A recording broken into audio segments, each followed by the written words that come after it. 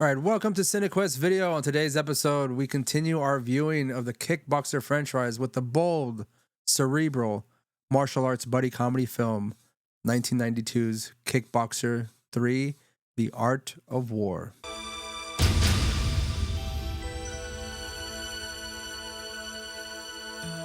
Now, we're back, everyone. Roland, Bryce, back to continue our journey through these films. How you feeling about this third one before we start talking about it? Who are you asking? All of us? All of y'all. All of y'all. It's definitely a movie. Yes. You said that. You starring said that Cody many times. Cody Lambert. Yeah. Also known as Where in the World is Kickboxer San Diego? Yeah, where in the world Traveling is the Jean-Claude world. Van Damme? Yeah. Yeah. No, It's ramping up we're the in South silliness. America. It's really ramping up the silliness. Yeah. Which I appreciate. Don't get me wrong, I actually kind of do appreciate that. Like, I mean, they're not- I would, man. but the number two, they were trying to take themselves sort of seriously, and this one they're just like, give up, who cares? Like, it's whatever. like While tackling a pretty It's an actual. It's like a real thing that happens, but also taking it like in a lighthearted way, because apparently just two guys like from if they tried to make Surf Ninjas into a rated R movie, you know, it doesn't really work. It could work, buddy. It could work. Wait a minute. I said I'm not saying that it couldn't work or that there is a potential there. You know, there's a lot of potential there. However, Cody Lambert, guys. Cody Lambert. Who are you kidding? Who are you kidding here? Who are you kidding here? Did my dudes Kickboxer 3 predict Jeffrey Epstein? What are you talking about? Jeffrey Epstein was already happening. Well, maybe that guy was inspired. Maybe that guy was inspired by the Jeffrey Epstein person, and the director was trying to like let the public know with the straight to video release that this is really going on. As massive an audience as he can reach, right? Yeah. And he's like, I'm going to use my platform for good, so this is what I'm doing, right? For all 20 people who are going to see this. Yeah. So yeah, well, 21. I got one of our friends, one of my brother's buddies, to sub just a little earlier. Oh, good. A forced sub is always a good sub. Ray, look. Oh no, I'll get into this in a minute. Okay. Yeah, so we'll wait before we continue. I just want to reiterate about this film before Roland, you give us some more details on the actual cast. I just want to say that Sasha Mitchell reprises his role of David Sloane, and again the youngest and only surviving Sloane brother. And then we also have Dennis Chow returns as the youngest and only surviving. The only surviving Sloane brother. The last. The Sloane's in with him. The line is with David. And again, reiterating that Dennis Chow is returns as Xian, and I kind of see him now in this particular film as the traveling comic relief for David. You know, like he's kind of like the goofy guy now. Yeah, I wish he wasn't though. Like the goofy I sidekick. honestly wish he was not. Like I liked him as Mr. Miyagi. You know, like serious and cool. And in this one, they did it's exactly as you called it earlier when you were talking to us about it, Bryce. This is like a buddy cop thing, you know? Yeah. Yeah. And it's like a Miami Vice type thing going on almost, or some shit. Like, I don't know. I love movies that are like, you know, bad writing, bad acting, bad shots, and all that. I don't like it when they're trying to do that while being funny, because it's like more often than not, all the jokes fall flat. Like I don't remember. Do you guys? Yeah, actually, speaking of that, although it's much funnier, I would say this may even be comparable to like Samurai Cop in a way. Like just how ridiculous. I don't know how far. I mean, Samurai Cop is pretty ridiculous. This is. I guess this one's. I need to rewatch Samurai Cop. This one's towing the line. I need to rewatch Samurai. Didn't Samurai Cop have a sequel? Who knows? I think it did. Much later. But Roland, I want to. Came back though. I want to pass it over to you so you can give us more context as to who comes out in this film, other than the two main stars. The two, then Jesus Christ, yeah. So here we go again with Kickboxer 3: The Art of War. For you Sun Tzu fans out there. Yeah, I was about to say Sun Tzu didn't write that. It was Kickboxer. Yeah, exactly. It was. Gosh. When I watched this, I didn't even know it had a subtitle because I was watching it on Prime, so it just says Kickboxer 3, and then I'm never gonna get his name right. Xian Chan Xian. Xian. Yeah. It's because I see an X, and like when I think of that as Chinese, I want to pronounce it as like an S, and it throws me off. Anyway, Xian. He makes the fucking he quotes Sun Tzu at one point. In there. Oh yeah, he does. Yeah. And yeah, he says the words, and I'm just like, is that why they called it Art of War? Just because he quoted that one time and shit? I hope. Well, he quotes it, but he also clarifies where he got it from. He goes, Sun Tzu, The Art of War. That's where you get the subtitle from. Yeah, but it's the way he says it. He's so like he's very serious when he belts out that one liner, and then it's just casual. Don't you guys know everybody loves art? Yeah, he's doing a commercial for it. He's like gonna bring it out. I was like, everybody that shops in the bargain aisle in Barnes and Noble can get that fucking book now. That's fact. Wrong. That's fact. Dude, how do you think Sun Tzu would have felt about that? Like, it's like, he travels to the future. Book annex? What is this? A bargain book. Yeah. So, all right. This movie has our returning stars, like we already mentioned. Sasha Mitchell comes back to go full Cody in this one. Big time in this one. Dude, wow. Dennis Chan comes back as Xian, the teacher, the master, the sensei. Then we have as our primary antagonist in this one is played by Richard Comar. That's Lane, the guy that I was telling you, Ray, watching this. Like, why does he give me such like Lou Diamond Phillips vibes? Like, he's got these weird bird lips, and like the way he speaks, like those mannerisms, like it's just weird. And the hair kind of a little too. But so I don't know this guy from fucking what's the phrase? I don't know him from Adam or Abraham, whatever. Yeah. But like he's known for a lot of cool shit. Apparently, he was in Short Circuit 2 as Mr. Slater. Who the hell is Mr. Slater? He was in Coneheads. He was an agent in Coneheads. Oh, okay. I don't know this, but being known for Kickboxer 3 is just funnily enough. Nice. And he was in The Adventures of Sinbad for one episode of the TV series. Oh shit! And he was in Kung Fu: The Legend Continues for 3 episodes. Wow, he's actually been in a few things. Tech War, that really shitty sort of sci-fi series that was promoted and launched by William Shatner in the early 90s. Early to mid 90s. It had a comic book series as well. I think I kept one of them, but dog shit, absolute trash. Was it a Tech War? Was that an animated show? I don't think so. I don't think it was animated. No, yeah. Year 2044, Jake Cardigan is an ex-convict former policeman who hunts down traffickers of an addictive virtual reality narcotic called Tech. It's created by William Shatner. Stars, I don't know the name of this guy. Greg Evigan. Anyways, so yeah, that guy was in that. He's in the fucking Lonesome Dove, the TV series. He was Mr. Smith in the RoboCop TV series for one episode.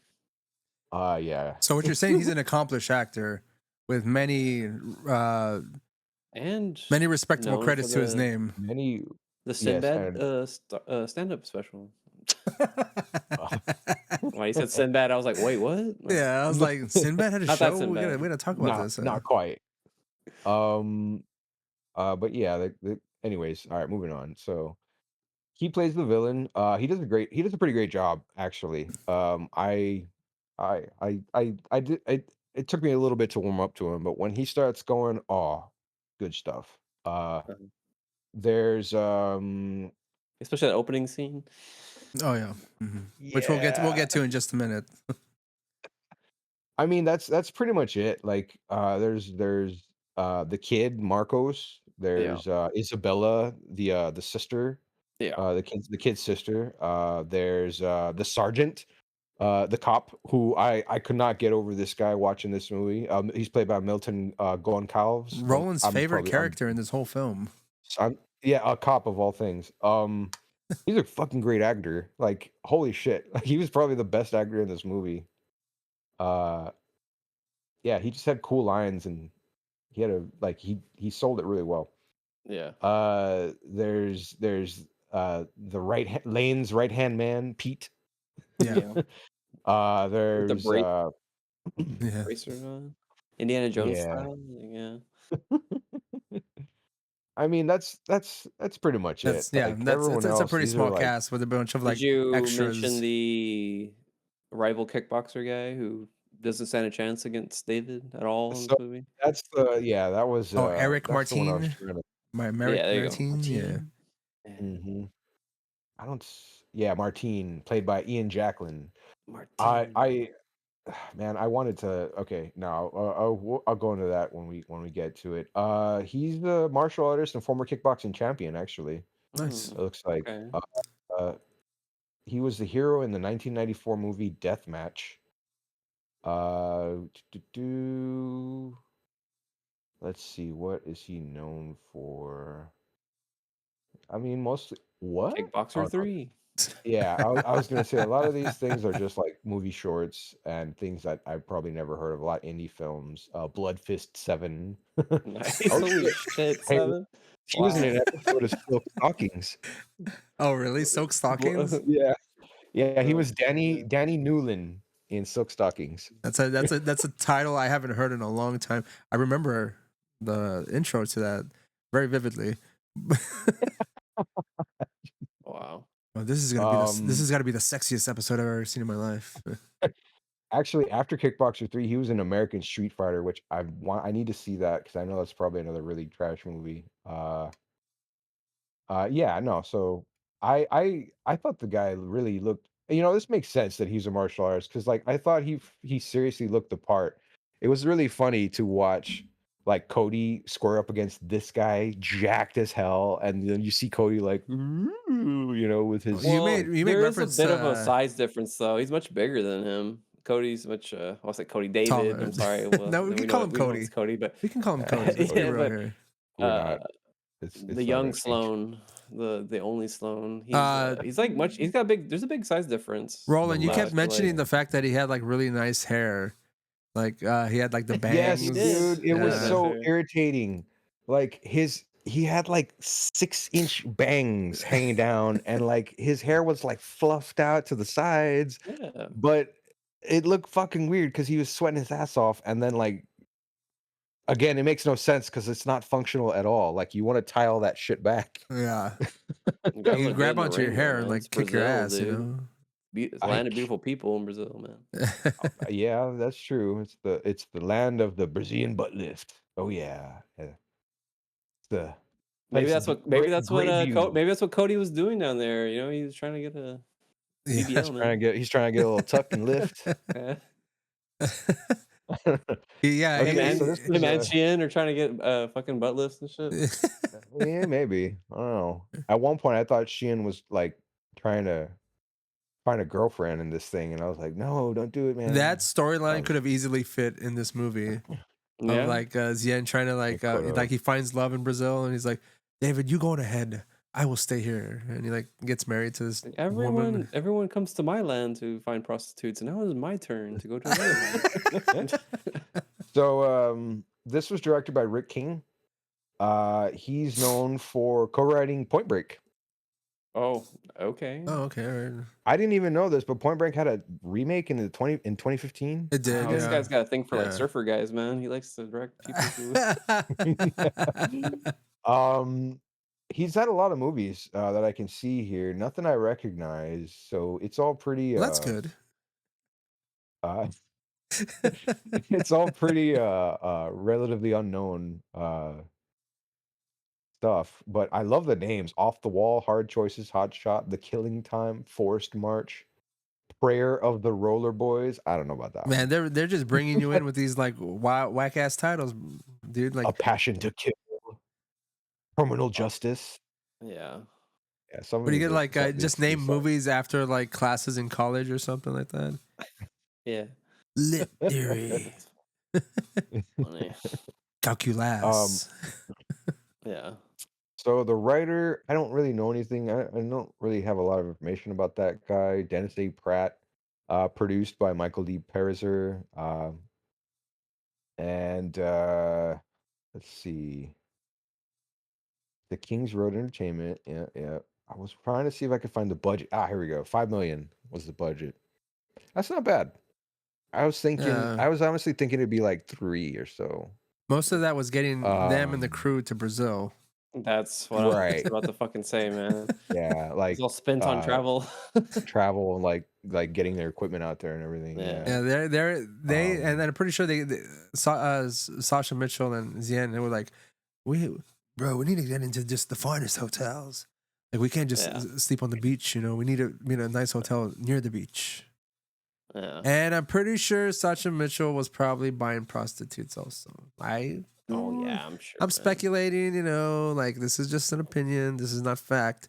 So, I mean, Sasha, if you hear this and you think I'm accusing you of something, I'm just, you know, like, you're a young dude.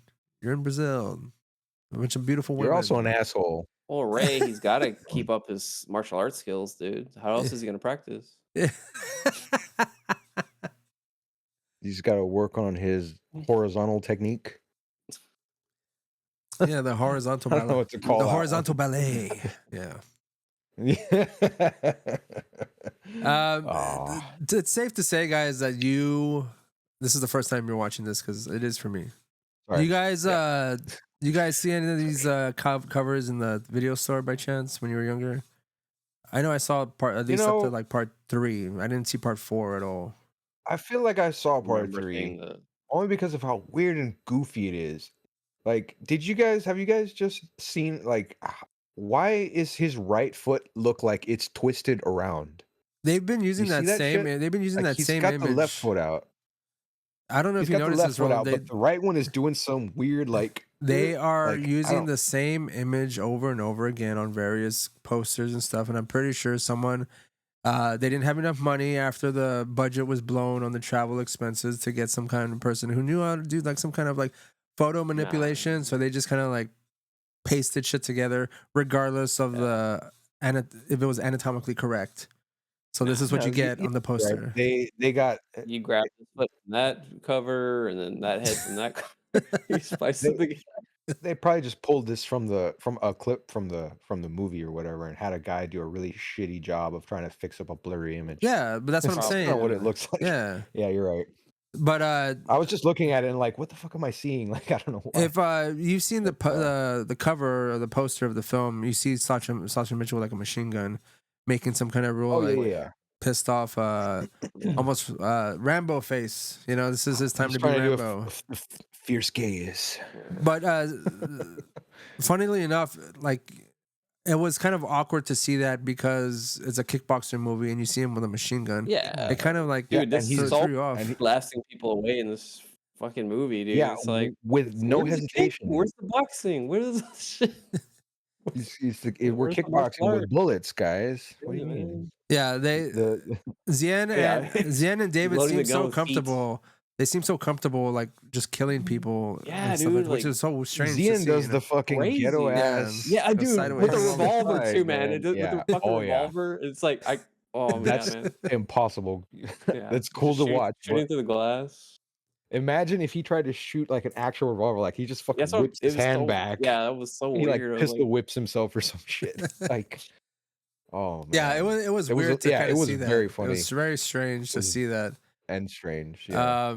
We're gonna get into this movie, and then we'll kind of get up to the points where they actually start taking on these bad guys with machine guns and stuff, which was again kind of can throw you for a bit because you're watching a kickboxer movie. And if you've been following the franchise as we have up until this point, you know that in part 2, David's introduced as almost like a zen, very peaceful dude, right? And as the franchise progresses, like, he's just more aggressive and he like fights anybody. And in this one, he's killing people. Like, what the fuck, you know? Yeah. Like, he breaks somebody's neck. In part 2, he's teaching children from a troubled neighborhood, and now he's like a world traveling. Traumatized, dude. The boy's dead, David. Come on, man.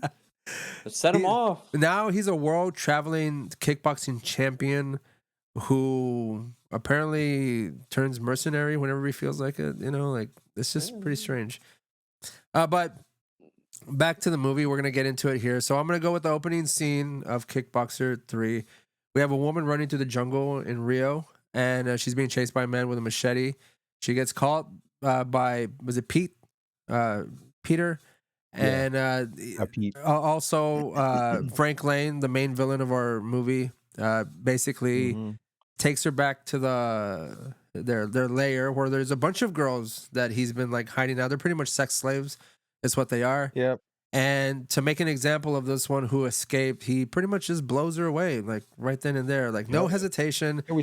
We spend was it the first 5 minutes or so of the movie going through the credits and everything, just following her across the slow motion running, and she's hauling ass too. Like at one point, I'm watching her like run through the through the dirt and up these hills and shit, and I'm just like, this chick is in sandals. What the fuck? Yeah, she's really going through it and trying to get away from this guy who's like just psycho looking dude, just with a huge machete, just running after her and stuff.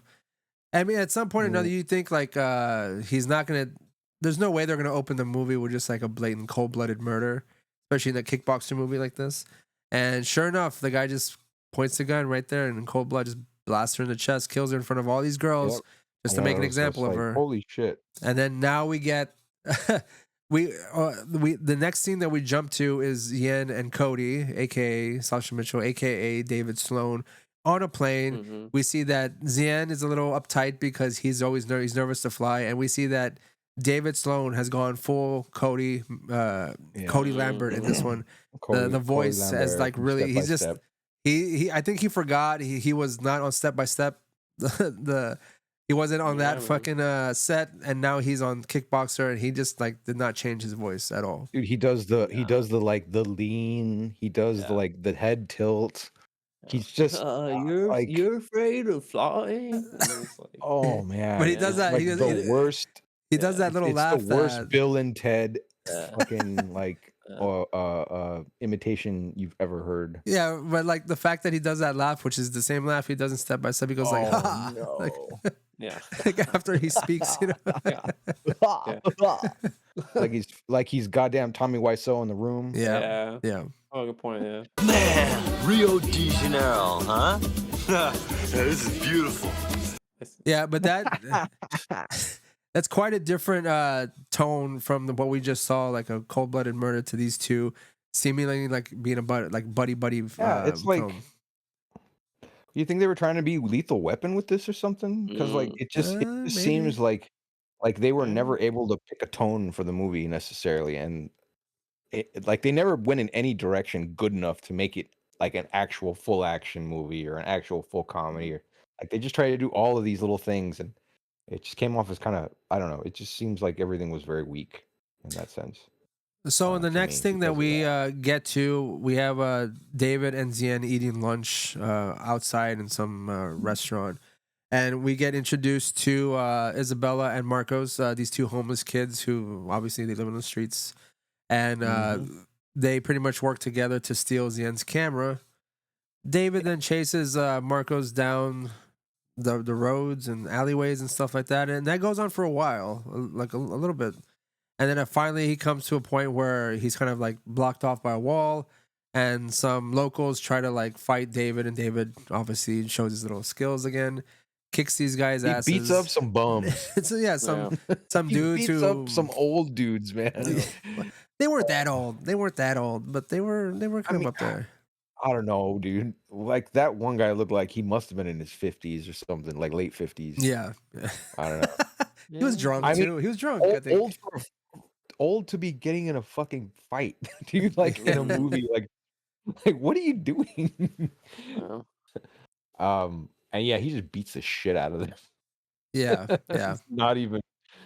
And I made this point that in this film we see David's fighting style, and I know in part 2 I made the reference that he seems like he's a little bit off balance, like kickboxing or Muay Thai is a little bit off his wheelhouse, as him like being more of a experienced in Taekwondo.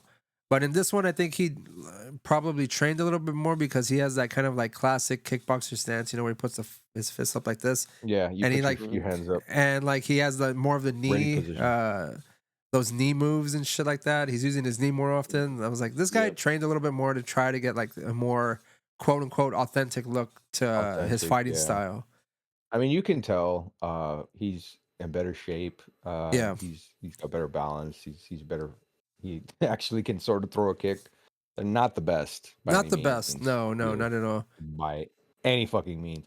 It's just a shitload better than what he did in the last movie. Right.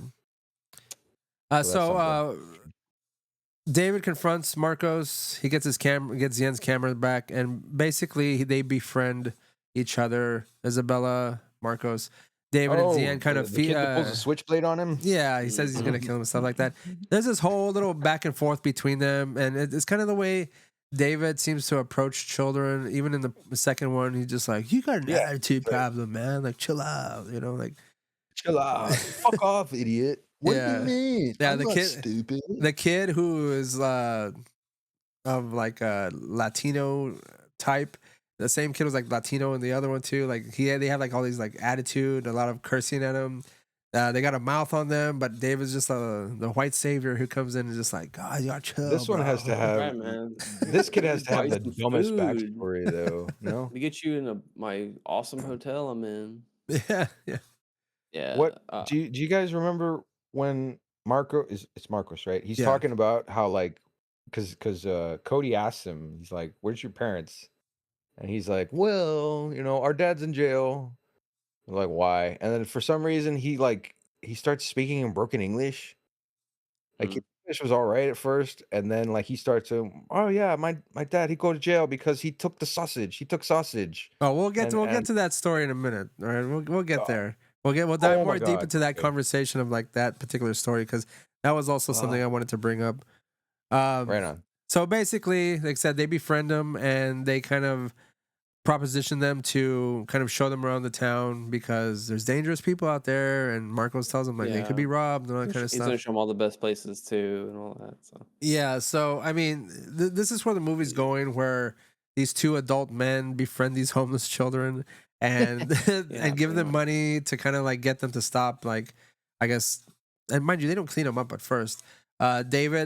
They're gonna go with David to a place that he's there for, which is a charity event, where he's gonna do an exhibition for kickboxing, and it's for homeless children, surprisingly enough. So he brings Marcos and Isabella to this charity event, and basically the elites of the charity event, probably very liberal type of people that are like, yes, we must fight for the homeless children.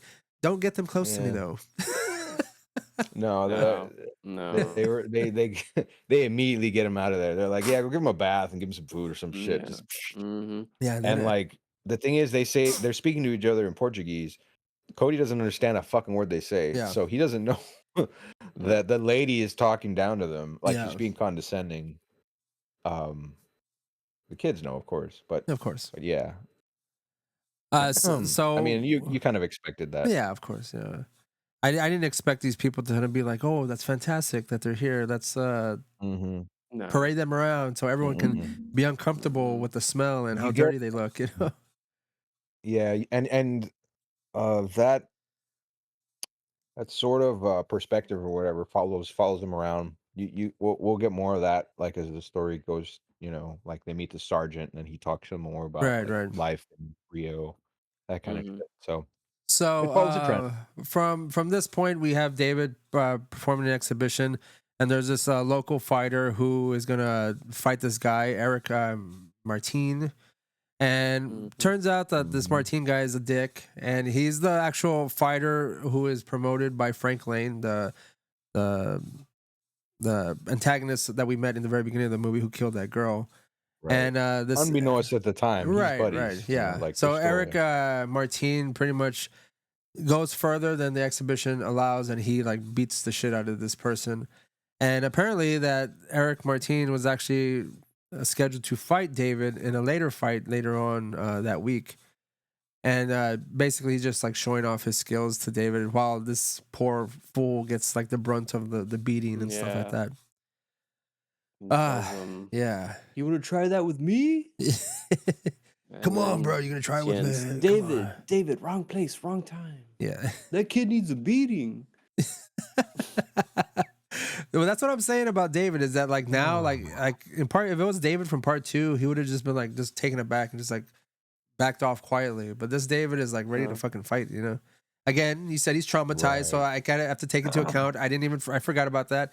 He could be traumatized from all the shit that happened before, so he's just kind of on edge all the time, ready to fight. You will never know looking at him because of that fucking accent, man. He just seems so casual. Oh yeah, with all the trauma that has happened to him, do you think that maybe in the end Tong Po has won? Because now he's living a life of sheer misery inside, I'm sure. Yeah, underneath that surfer good vibe veneer, he's dying, dude. Right? Do I think Tong Po won? Yeah, probably. Like he won. He kills his brothers. That was pretty much burned his gym down. But like you know, like Tong Po. Well, again, we get to part 4, but like Tong Po isn't happy until like David is kind of like living miserably behind bars, which we'll get to in part 4. But I guess. Oh, I thought you were talking about Sasha. Oh, good one. Yeah. So anyway. Again, Eric Martin beats up this local fighter Miguel, and he apologizes to David and invites him and the homeless kids, Isabella and Marcos and Xian, to this party at his place. After he gives Isabella like the hardest, grossest eyes ever. Yeah. Like, I saw that and I was like, no. God, Roland was like really hesitant to continue watching the movie just by that fucking part alone. Just looking at him like, he's like, no, I can't. No. I was like, no, I don't want to see fucking rape boobs. I don't want to see any of this weird. God damn it. Thankfully, we don't get that, so that's good. No, thankfully, but like that's very 90s, very 80s fucking movies. Yeah. So a little bit, just a little dash of sexual stuff. Yeah. Cool. So this is where we're getting to the part where Isabella and Marcos take David and Xian to their abandoned hotel to show them that, hey, we don't live on the streets. You know, we're just kids like taking advantage of the fact that this used to be a hotel, but it didn't get finished. It's a fucking shithole. It's a fucking shit. Yeah, shell. It's a concrete hellhole. That's what it is. Yeah. Maybe. Hey, it's got a good view of the beach though, of the ocean. Well, they got a good view for the city. Yeah. But it's a good view of the city too. Yeah, surprisingly enough. I want a good no one wants to go spot up there. Yeah, good spot to fish. Yeah, don't starve. So you're gonna get sewage fish from that, man. Like, no. Beautiful waters. When we talk about the kids got like fires going in there. They got nice puddles. Right. They got nice puddles that have gathered, so they can fish in that. Yeah, they crap and piss wherever they want. You know, they don't got to worry about that. Oh yeah, for sure. The forest or whatever.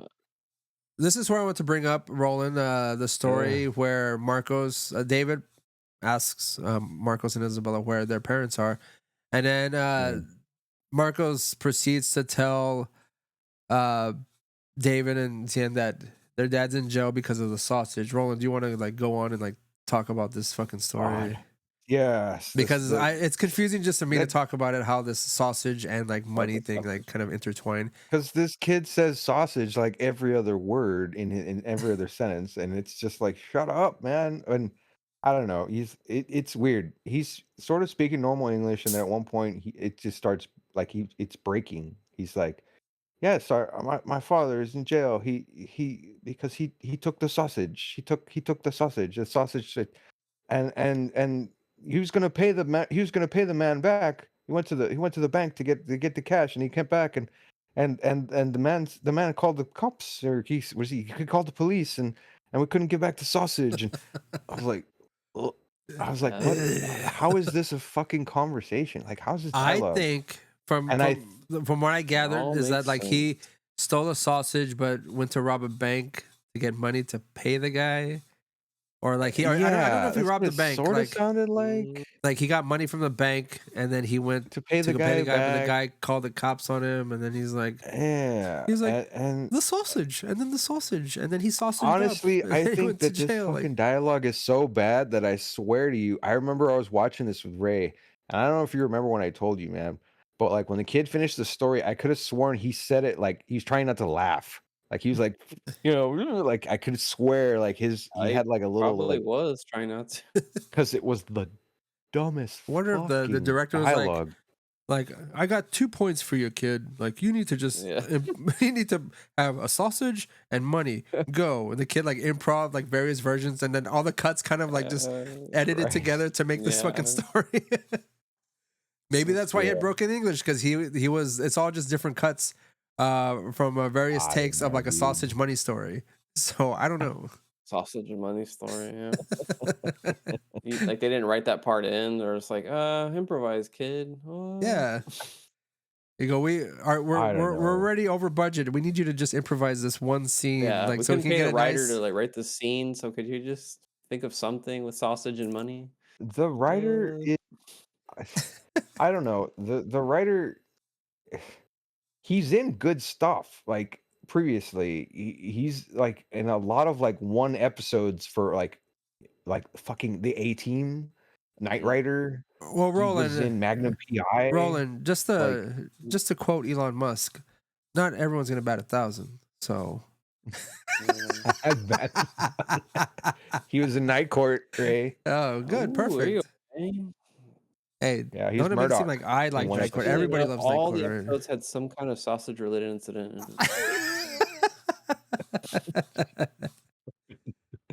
Shit.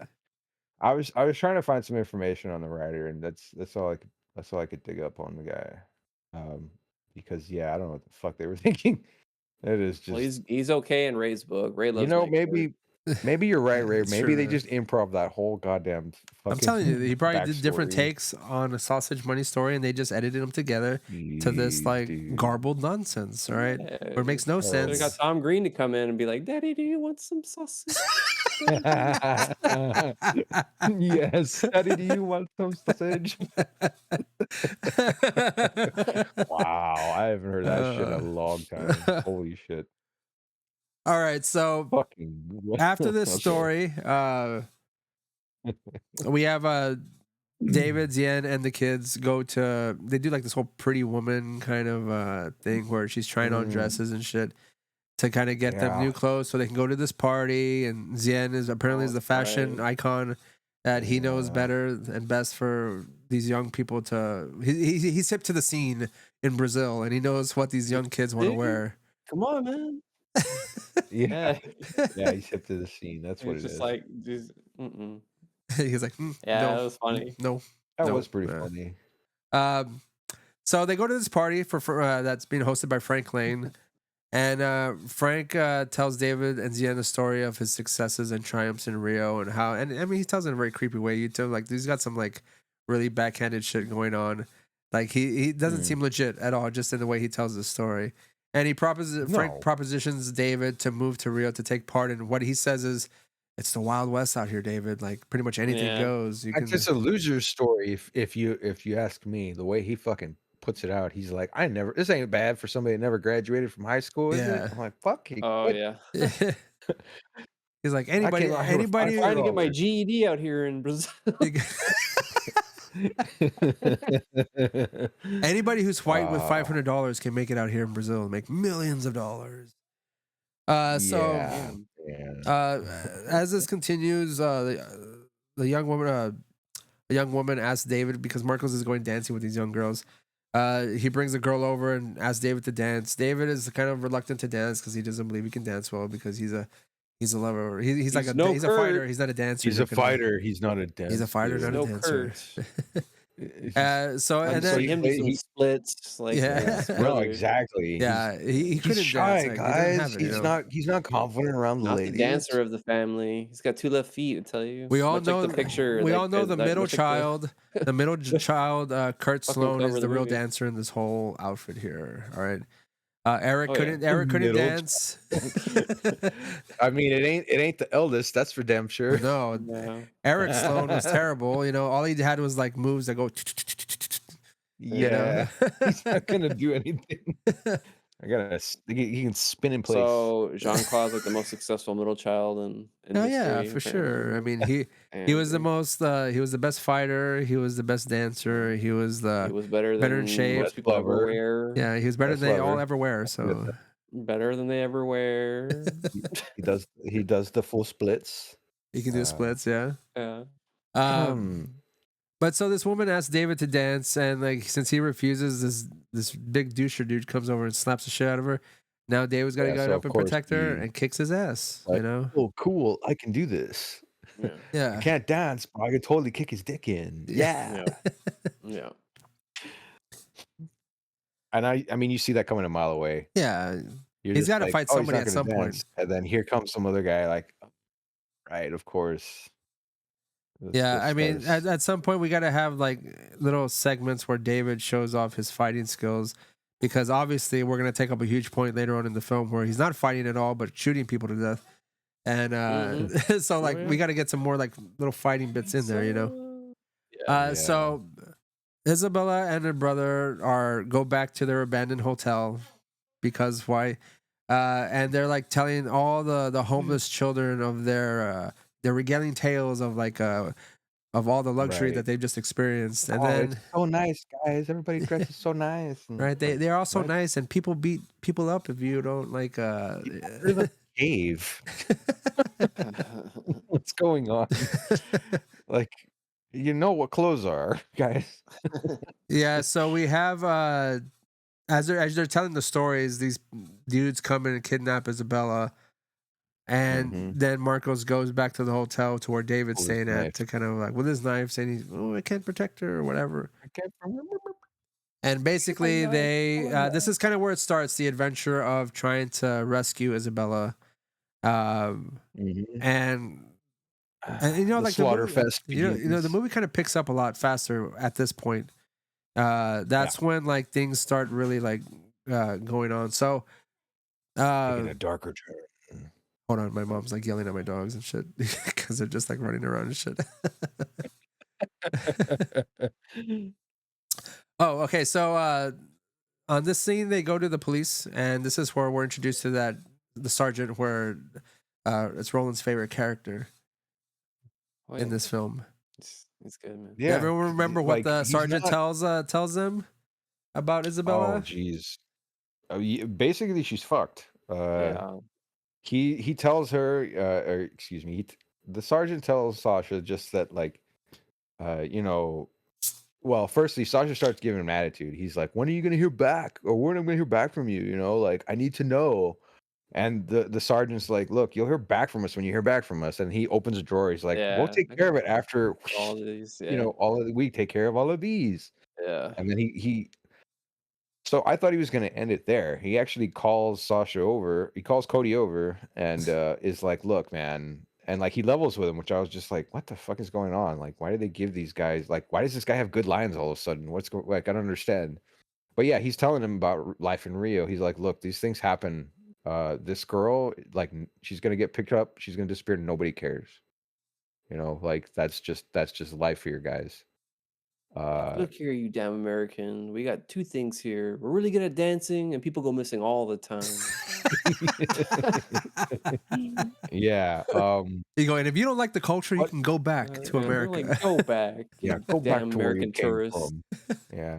No, like the sergeant, he has awesome lines. Like, and he doesn't. It's not overacting or anything. Like he's just. I don't know. It was just cool. Like it was a weird, like very.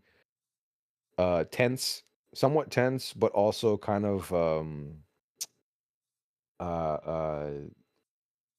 probably like the realest moment, one of the realest moments in this movie, because again, they're just talking about like life there in that area, and just and he's basically dismissing. You think he's being dismissive, and like just kind of shitty at first, but when he actually, again, he calls Cody over and just explains to him like, what are you doing? Like, you not know where you are, you fucking idiot. Yeah, well, that's why we need the motherfucking mom from Home Alone 2, man. Home Alone series coming Catherine here. O'Hara.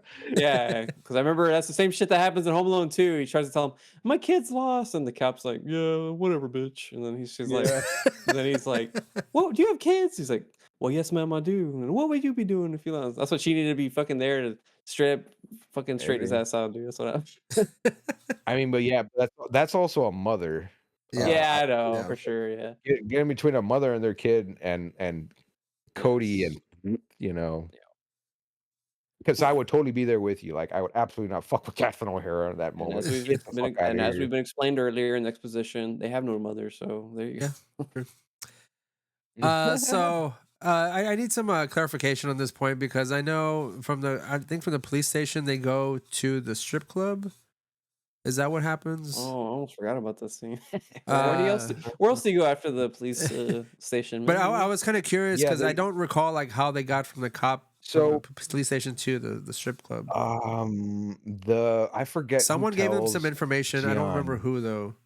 Yeah, it was. Oh, regardless, I forgot about that scene. Regardless, I didn't forget the scene. It's because after the fact, she points them in another direction. Yeah, how they get there. because I remember what happens after that and how they got there because Xian goes into the strip club to look for someone. Yeah, he starts talking to them. They're looking for Baron or something, right? Baron is someone named Baron, and the person tells Xian where they would be or something like that, and that scene is very short. They're just like kind of exchanging words, and where Xian kind of also doesn't want to make her feel bad for her life choices, but I just want to give this girl a choice, like because they're just like, it's just what it is. Everyone just accept the facts that this girl's gone, and like no one's gonna like try and look for her. But Xian is trying to convince her to help them or give them information so they can actually save her and hopefully give her an ability to like decide what she wants to do with her life as opposed to it being forced upon her with this sex slave shit. Yeah, because at first the girl like she gets offended. She's like, "What's wrong with sex work?" Like, bitch. He's like, "Look, I just don't want her to be like you, Right? But like it's dumb that he feels the need that he has to clarify. She doesn't understand that. She's like, "What do you mean? I'm like, bitch." Well, because I mean, she's talking to Xian thinking that he's coming in to like get some, to like pay for shit. Yeah, that's true. So like, I think she's taken aback by the fact that he's just like looking for this particular girl or something like that. But they move on from there to what I titled here in my little notes as the Zumba Dance-a-thon. It's just a bunch of people like dancing Zumba. This is what I put there real quick. Huh? We missed the capoeira part. That was in the very beginning of the movie. No, I didn't talk about the capoeira part. Dude, you didn't mention capoeira. It's a crossing of your favorite martial arts movie. Yeah, yeah, it was very brief. Yeah, it was very brief. It wasn't like it would have been cool. They were full on singing it. Yeah, it would have been cool if like that if capoeira was integrated in this movie more so than just getting a glimpse. As come out in the fourth one. Spoiler. It does also. Yes, that's true. But yeah, so like all of them, Xian, Marcos, and David meet up with this Zumba. I call him Zumba instructor. He's not really a Zumba instructor, but like this Zumba instructor looking motherfucker. Oh my god, dude! I forgot about that. Ask the whereabouts of Isabella, and the instructor is kind of flippant about their worries and his goons on David and Xian. And Roland made a point that he thinks that some of the people that they're fighting were people that they fought earlier in the film. And I told Roland, I go, they probably, because the way it's shot, like you see, like there's a lot of darkness in the scene. Yeah, they're fighting an entire fighting scene in the dark, like they're in shadow. You cannot see their faces. And I think they did that purposefully to kind of like save on actors, and they just got the same people to come in and do that, so you couldn't see their face. People, it looks like the two bums that he beats up in the alley. Yeah, and he's chasing the kid. Maybe like they could have just put some like baseball caps on him or something. That would have made him look different enough. Yeah, but the reason is that like I could have sworn the guy had the same funky like highlighter hair or whatever. Highly likely it probably is the same person. Honestly, I mean, I mean, why wouldn't they do that? They're gonna cut corners. Are you kidding me? Yeah. So that's true. The Zumba instructor tells them where I think it's Bronco is the name of the guy, or he has girls, and immediately they go to the local cops, and like the cops arrest David and Xian because of course they get tipped off that these people are there like causing trouble and shit like that. These Americans are really doing some bad shit. And I think they probably like were already on edge because since these Americans came in looking for this girl, like that's already like I guess to them causing like some kind of like disturbance. Yeah.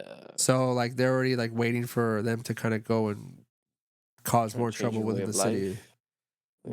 Disturb the culture of Brazil from disappearance and dancing. The 2Ds. I mean, that's right. They were disturbing the dancing. Now they're trying to disturb the distributions. Come on, man. Those samba carnivals are pretty big in Brazil. I was about to say, dude. Was that like that was for Carnival, right? That's what they're like preparing for. Like, I think so. Yeah. Is that what they're doing? Like, yeah. I forgot the exact name. If it's like Rio de Carnival or let me see. It's funny that it's like it's funny you mentioned that though, Ray. Like it's like a Zumba class because like there really is no rhythm to what they're doing. Like everybody's just dancing their own fucking dance. Yeah, I mean they Even just have like the just same like doing music. his own thing and like there's like no choreography whatsoever. Like everybody's just doing their own shit. I was like, how do you judge that? It's like I the equivalent of those goth kids dancing underneath the bridge. Yeah. And like everyone's doing their own shit, but in the Zumba way. I'm sorry, I don't know like too much of like Brazilian culture and stuff. I barely know my own culture well enough. Samba, but Zumba is like I know it's an exercise. Class, well, that's the equivalent of like how much I know about these things. It's called Zumba. It's probably not even a real fucking dance. And it's just an exercise thing, you know. Let's not forget the instructor had a sweet mesh shirt. Yeah, for a guy that's got ties to child trafficking. Yeah. Oh, was he tied to it? I don't think he was tied to, but he knows people who do that stuff. So you don't disturb. Well, he knows people have guns, right? Isn't he the one to? Is he the one that shows him to where the guns No. That's a whole different group of people. That's the kid actually shows him. The kid is the one that knows people that have guns. Because that guy was a friend of his pops. Yeah, that's how you knew it. Well, you know what's interesting about that though, because like, and Roland, I don't know, maybe you can back me up on this, but is it maybe it's Sao Paulo or is it Rio that has like they had like those roving death squads and stuff like that? Because they had like that might be Sao Paulo, yeah. In Brazil they had something like that because they would actually have like this is like pretty messed up, but from what I understand, like that's not that far off. Like they would have like gangs of children. That would they would form these gangs and like basically like because they don't have really any alternative. But I think the government literally would like get these death squads to go out and like try to exterminate these gangs. It's like there's a whole like I don't know too much about the history, but it was kind of interesting. Like so it is. I believe it is Sao Paulo. Oh, Sao Paulo, not Rio. Okay, yeah, Rio's probably more like the touristy town, I guess.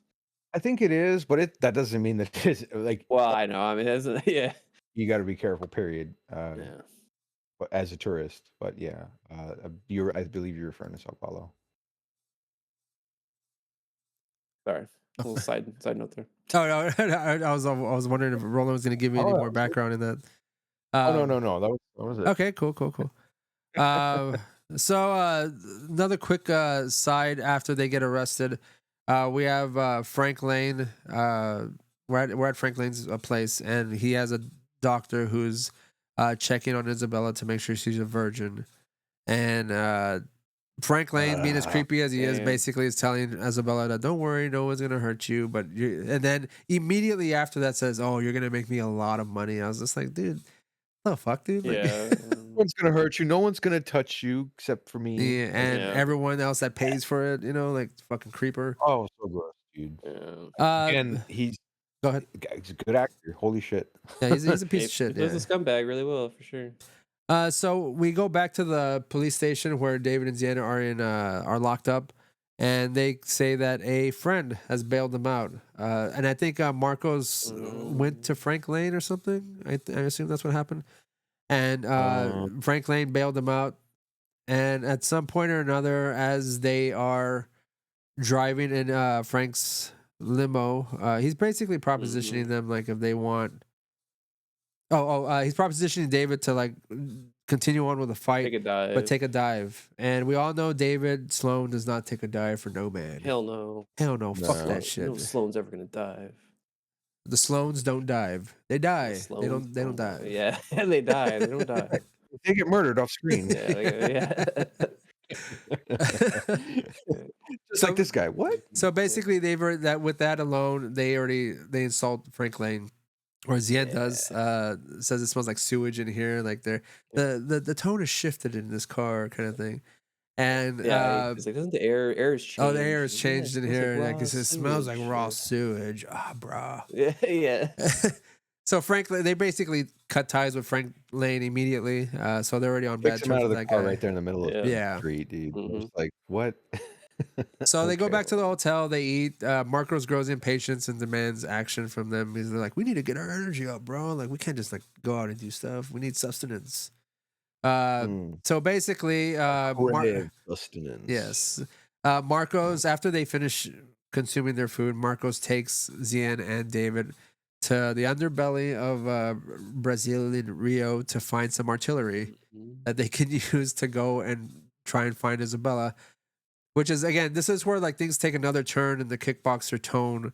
Like I said, It's a wild shift, dude. Yeah, it's a wild fucking shift in the film, like where they're just getting guns. David's like, I'll take the Beretta, and like Xian is like taking the fucking like what Full gun? commando and What shit gun on is it. it? Like Xian pick? What was that gun again? Oh, the revolver? The revolver. Yeah, Yeah, he gets a revolver. It wasn't like a Desert Eagle. I don't know. I don't think it was a Desert Eagle or something crazy, but it was still kind of like, okay, Yeah, that's a David big, gets the Beretta, and I think he big gets like the gun. revolver. Yeah. Yeah, like it's. I was trying to remember, like when does that scene in the cover, like when does he get that submachine gun? Oh, that's when he kills some guy and he takes the gun. Like okay. like and we'll get to that. I'll point that out in just a minute because that's like whenever we're talking about it. He pointed out when we were watching it. I'll post that up on the screen. I pointed it out exactly when that happens. I pointed out exactly when that happens. Yeah. Yeah, that was pretty funny. So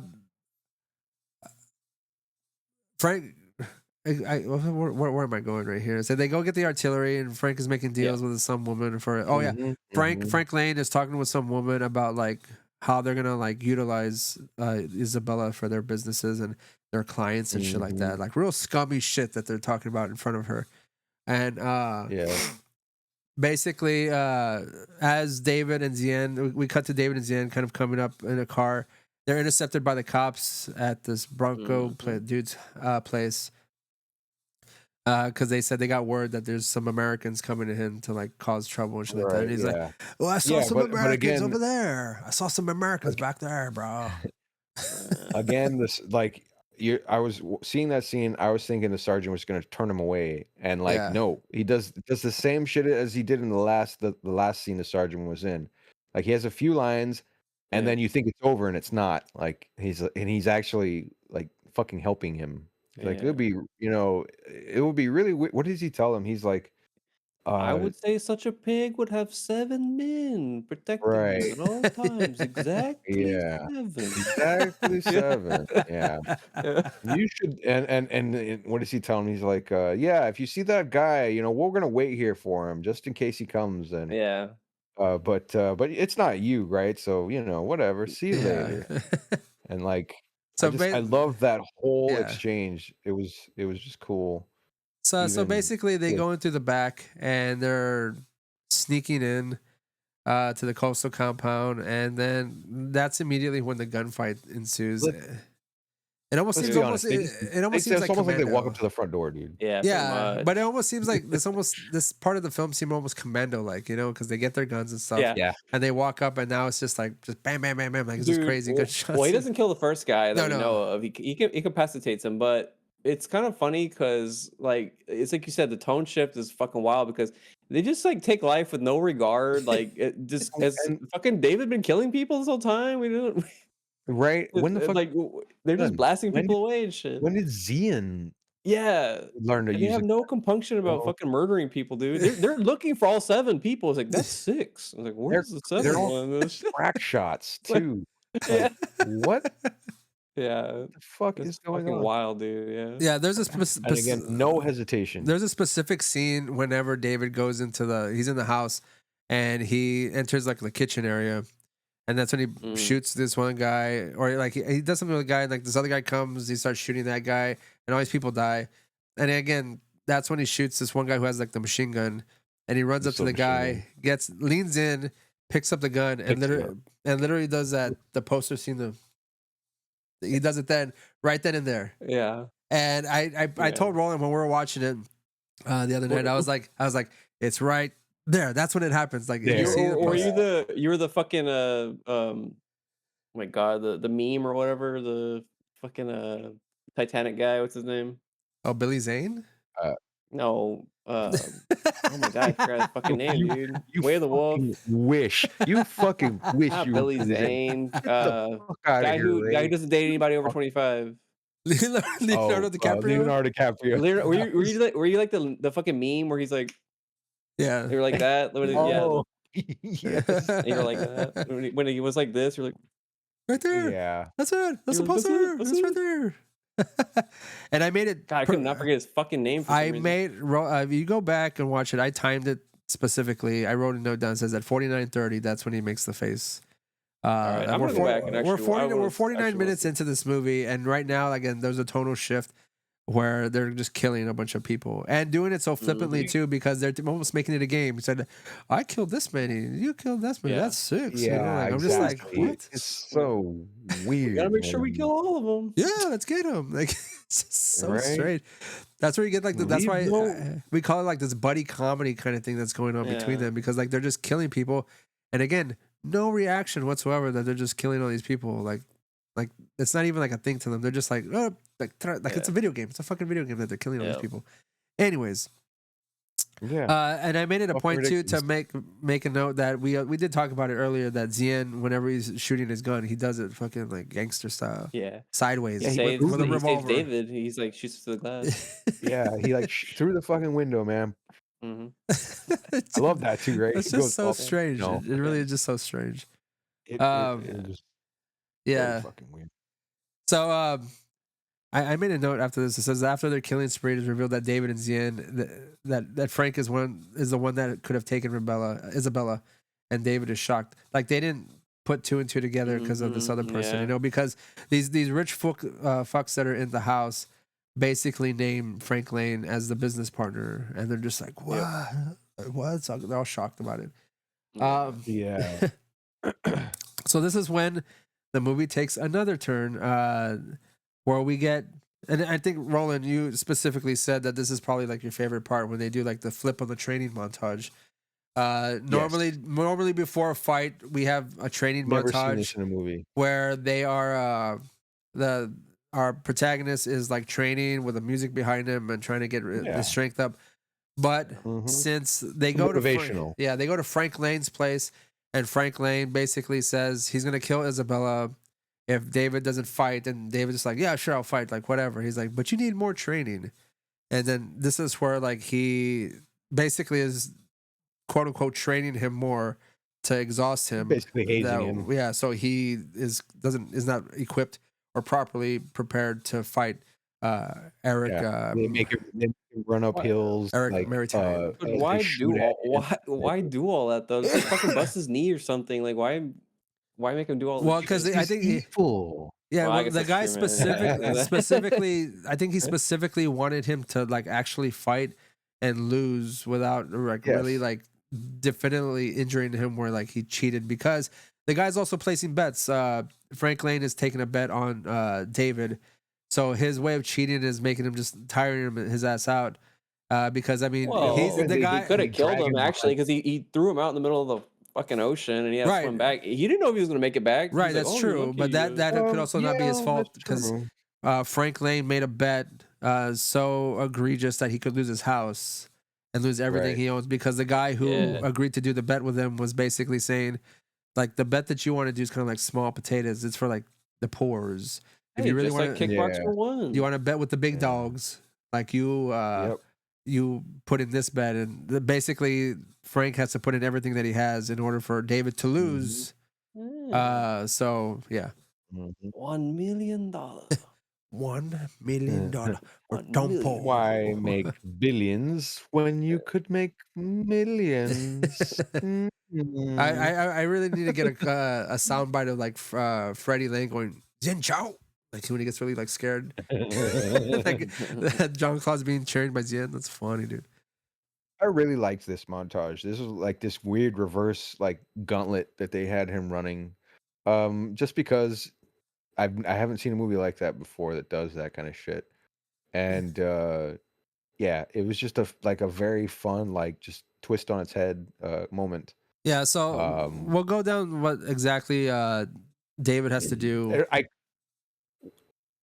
just wanted to finish, but watching this, like you could actually feel the fucking tension of the story going somewhere, kind of thing. Like, oh, this is a thing. This is okay. This is really starting to fuck with him. You can tell. Yeah, and that's where I was like, finally, some fucking stakes in this or whatever. Yeah. You know, because again, like he has to just by whatever willpower he has to just continue on to like do this in order to save someone that you know. And you know what, he might I'm just looking back on this right now, just thinking about it. Buddy connection. He may be doing this because of the trauma that he experienced whenever he lost Joey in the second movie.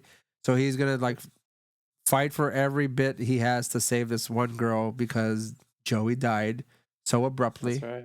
You know, and he didn't get to like really train Joey as he wanted to, or do right by him because he died within a fire by some asshole. He was too busy mourning his dead brothers at the time, so he couldn't finish processing it. Maybe it'd be kind of funny if David like got knocked out again or some shit, and the guy had to travel all the way to Brazil to be like, the girl's dead, David. His accountant Jack has to just come and be like, the girl's all the dead. way. I want to see Cody Sloane have a dream where fucking Van Damme is there, and he's like, you will never be the best there everywhere. Yeah. I am the best. Well, Roland, and then he just like wakes up in a sweat. Roland, we do get a little bit of a recap from the other films in the fourth one, the very beginning of the fourth one. So really quick recap. like it's a pretty like extensive recap what happens. But going back to like the things that David has to do, excuse me. So David has to carry a bunch of like rocks in a backpack and run for an extended period of time. That's to be determined. Yep. Until while basically, while they're like until he like collapses pretty much. Yeah. And then the next thing. Yeah, the next thing they make him do, pushing that rock up the hill, up the hill, or dragging it, pulling it, So David is dumped in the middle of the ocean to swim back to shore, and that thing much like Odysseus, that must make back home. Much like Mark Wahlberg, is going to be. Yeah, good fucking luck with that. Oh, wow, man. Just really giving too much credit to this movie, Bryce. Maybe, you know what? Maybe the writer thought that, maybe that was his intention for this. What are the Greek moment. trials? What are the Greek trials? What can I write in this scene? Yeah. Dennis Pratt really was like, oh man, I need to fold in some fucking Odysseus into this, you know. maybe you know what, maybe a little bit of the Iliad because they kind of fold together, There you go. Yeah. You know, he's probably thinking that specifically. He's like, well, this movie is the hero's journey, so I might as well just incorporate all this stuff. Jesus Christ. Put some Joseph Campbell in there. Yeah, I was about to say, God damn it. It's all intertwined. Joseph fucking Campbell in there. You go, this and then from there, and that's where you have the so many Star awards. Wars tie-in. And it turns out he was a fucking, like, a proto-Sith or some shit. I don't know. What is the so David does make it back, and the next thing that he's poised to do is dig a hole, and this is the one thing amongst all these other things that prior to this, Xian kind of gives David. This was after the running incident. Like he's meditating with David's meditating with Xian, and Xian keeps telling him, the body and the mind do not always travel together. So like. At this point, that's going to be incorporated at some point, and this is probably where it gets like real cringy and cheesy, right at this point. Right? Yeah. So David's digging the hole, and he's kind of like, you see him getting tired and stuff like that, and then at some point he looks at Xian, and Xian telepathically tells him, "The mind and the body do not always travel together." and then he like kind of looks off. And he like, because he looks at the water and like he's like kind of telepathically telling him about water. And this whole fucking sex shampoo commercial shows up. Yeah, it turns into a fucking cool water cologne commercial. Herbal essences and shit. He's under a fucking waterfall. Like, cool water. Yeah, he's like he's T-posing under a goddamn waterfall. Yeah, dude. And it's in his head, so it's like, but again, it's superimposed over what we're seeing, and then it just fades back to him standing there, like. I'm sorry, Ray. And he like wakes up, right? Yeah, that might be too much credit. I'm sorry. I'm thinking more of like Bodman. It's probably Bodman. I could see David Sloane using the fucking Windex looking bottle for like axe or like the Bodman spray and shit. Like in the waterfall, just. Psst. And he's got to get his LA gear here. His LA gear. Like, God damn it! Yeah, yeah. They have like this like ASMR thing where he's like going. Yeah, putting his hair and shit. yeah, and then he goes and puts on his bejeweled Ed Hardy t-shirt. Oh hell yeah. No. He puts on his body glove shirt. It's a body glove shirt from like the 80s, like the real neon looking colors and shit. Yeah.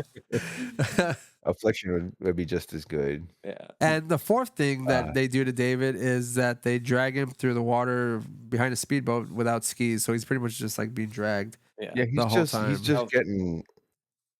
Yeah, he's just getting like rug burn. Or you know what? It's funny is that I thought for a minute that he was actually gonna pull himself up and like ski on his feet. You know, like I thought he was gonna do that too. You can, like, he should have been able to do that, but I mean, it's supposed to be. What is so how's your skiing? How's your water skiing, David? It's pretty good, bro. And he's like, oh, how about that skiing? They're like, oh wow, he's skiing. You know, they're like, say he gets up on his 2 feet, it would have been funny because like then they could have just stopped the boat and then he would have sunk back. Just that's true. You know what if he had gotten up on his feet, but like he's like doing tricks and shit? He starts doing tricks on his feet and stuff. And that guy Pete, who's already starting to be infatuated with him already, so how strong he is. He turns around, he's just like, yeah. Oh yeah, that's right. Because what does he tell him when he's digging the hole? He's a machine. Yeah, it's so fascinating. Yeah, he's a sex machine. Honestly, I just remember like there was a point where he's digging that hole, and it's like, oh, he's tired and all that, and then he's just like, oh no, he's getting strong. He's digging the hole. Oh. And just again, another side point to this instance where David's resting finally. Xian goes his best Sean Connery medicine man and goes out to like find venom from snakes, plants, goes to the local Brazilian witch shop or the brujeria shop and gets like particular ingredients and they mash them together to he makes a drink for him, a drink, right? Yeah. Initially first, yeah. And then makes like a mud pisses me off though because a mud like does he have like extensive knowledge of like the herbs and snakes of fucking Brazil or what? Like you know you say that Roland said the exact same shit, and I was telling Roland this motherfucker lives in Thailand in the sticks. You best believe he knows all this shit. He knows it's the same plants and thank you, Bryce. Snakes. That's right. Hey, I was like, maybe Ray was really stretching it. You're making Xian a man limited in his botany knowledge, right?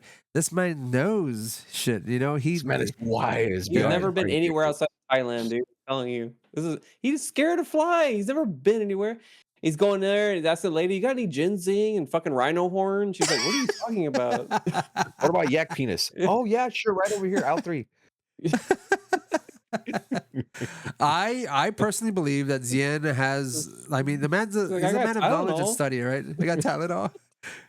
This is funny. He's going through all these plants and stuff, and he lays the plants out and puts like Tylenol and just crushes them and stuff, and just puts them in a drink. Aspirin. David, this is my ancient remedies. This is fucking like Percocet. Percocet, little ibuprofen.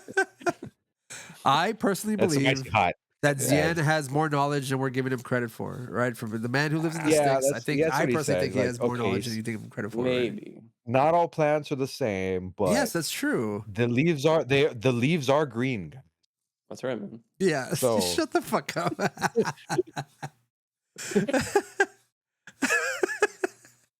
Yeah, it's funny too because it's like he's telling the kid like his own like it's Like his own that, country. He's like telling him like, "Oh, you don't know shit." Like he's grabbing snakes, and it would be funny Yeah. if the kid was like, "Oh, that snake's non-venomous." So he's like, "Oh, fucking like." He goes, but it can make a good juice. It's just Um, it just squeezes like it's like that's squeezing the snake, oh yeah, wringing hey, it like a fucking towel and shit.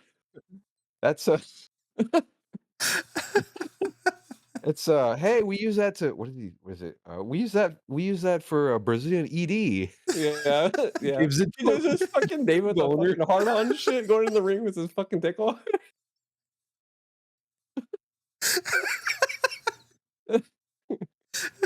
God damn. Yeah. Brazilian ED, what the fuck?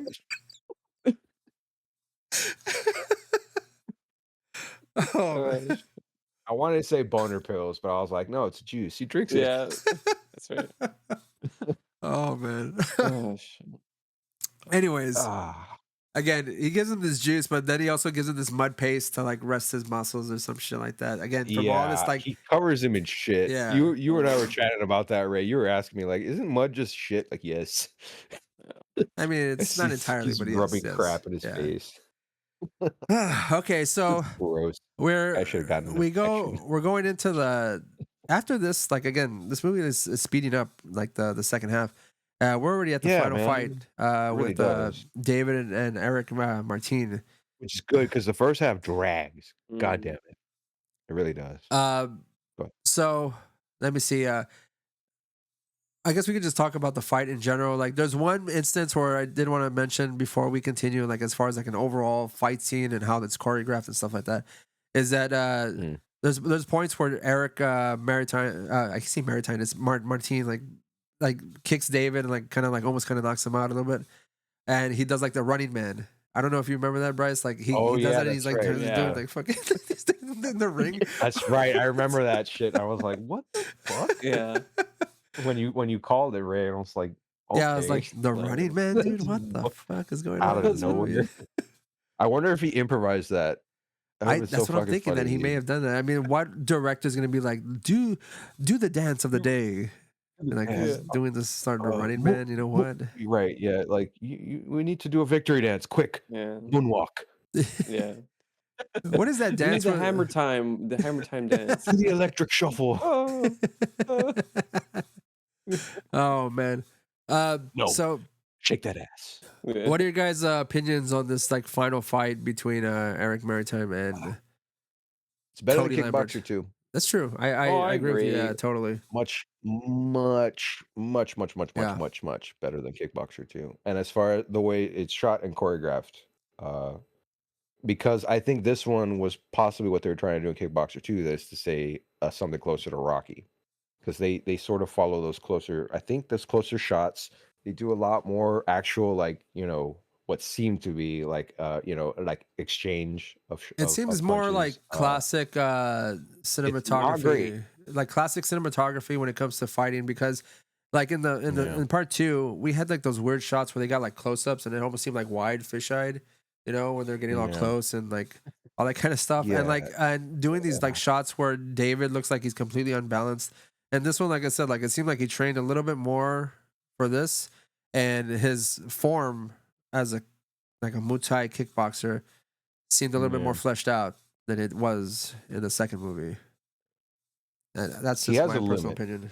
He can only kick so high. He doesn't do the fucking straight up Van Damme like vertical kick. Like his frame, like you can see that there's an actual like cutoff angle that is as high as his leg goes when he's fucking swings. When he tries to do a roundhouse fucking kick. I think that's why he does a lot of knee shit. Like a knee moves, because he does the knee jump, he does the knee twist. Yeah, the flying knee. Yeah. Oh my god. Okay. Thank you for reminding me of that. There's no knee twist. That is not a thing. That motherfucker made all that shit up. It's like the spinning roundhouse knee. The roundhouse knee. Yeah. Yeah, the roundhouse knee is what it is. I forgot about. There's no name for that. All right. This is not a. And it's a weird. You see it. He's slowly picks his knee up and just kind of ballerina spins with it. It's like, what the fuck? Like it's really slow. Thank you, Roland, for your demonstration. I really appreciate that. That's what I'm here for, man. Jeez. I completely forgot about that ridiculous shit. And that's his signature move because he does it. Yeah. What, like 2 or 3 times? And, he does it a and lot. it's always Like, instead of an uppercut, he's like, yeah, it's a lot of knee stuff. And again, that could be because of the fact that he can't really kick that high. So like, what's more effective looking on screen? A knee kick, like, I mean, yeah. The Muay Thai, they do lean a lot into knees and well, the kicks mostly, but yeah, a lot of the knee shots. And I could totally see if you're not being able to do one, then like the knees are like it's a good move. Right. It's a good move. Not the best. Right. But it's still a lot. It's still leagues better than part 2. I kind of wish that the villain from part 2 had fought or been in this one because I think it would have been much better than what we saw in the second one. I was gonna say Tong Po. Well, get ready for number 4. Carry the guy that plays Shang Tsung. Okay, I got you. When he fights Cody, that was the dumbest fucking thing I'd ever seen. Like if that had been in this movie, it probably would have been a lot better. I think. Yeah, possibly. Yeah. Would have been a lot more appropriate instead of just like the crazy practical effects of just having everybody that Cody fought have like their face turned into ground beef or whatever the hell. Bryce, what about you? Like, do you have any thoughts on the final fight? Well, I will say this: it wouldn't be a kickboxer movie without a legal elbow or fucking getting hicked in the fucking nuts. And also, once again, the referee. You do not want to be a referee in a kickboxer movie because doesn't he like do like a roundhouse kick and he knocks out both Martine and the Dude, I was thinking Martine was gonna I thought that was gonna be a Martine move and no, it was David, dude. Yeah, he's changing and he's changing. Idiot. He's becoming the villain now. He's changing. Well, see now there are that's weird they had a whole bunch of like a fleet of referees ready to go just in case that happens. So like someone else to just jump into the ring just in case that did happen. So that was amusing. It's like Tong Po's not around this time. Oh, we're safe, guys. It's cool. Yeah. Yeah. Although it would have been really funny if like if Tong Po had been in this one and like the refs try to get into the ring after he throws one out, he just like pulls a gun. Hey, well, Tong Po from 2 would have done really well in this one because a lot of gunplay. Yeah. So that's true. Holy shit! This would have made This would have been. Oh man, this should have been part 2 because that would have made way more sense, right? Like it could have showed. Like he could have gone to fight Tong Po, and then Tong Po could have had like the gun he used to kill the brothers there. Yeah. Like just there kind of shit, which has been used before as a movie Tong Po trope. is gonna be like, "You remember this?" And he's like, "No, this is the gun that killed your brothers." No. Well, your brothers do. Oh wait, they're dead. This one also shot Mei Li in the head as well. Yeah. No. Xian's out there like, I didn't say I shot her in the face. Woo. So basically we've written and directed better part 2 and part 3 of Kickboxer, so we should stop.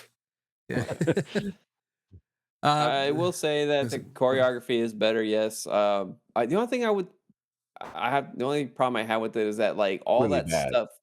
Yeah, but like all that stuff they did with David, like getting him right, like trying to weaken him for the fight. Like I didn't really feel like he was ever any kind of obviously he's not like he's like protagonist right of the movie, but like I don't know, like he just seemed like he kicked his ass regardless very easily. Like he didn't really have much of a like I don't know, am I wrong? Like was there a point where you felt like he was like, oh man, he's getting his ass because like there was a little bit right, but like I just never felt like he was gonna there was just no way this guy was gonna win. Obviously, again, being the protagonist, but like suspending disbelief of like it being a movie.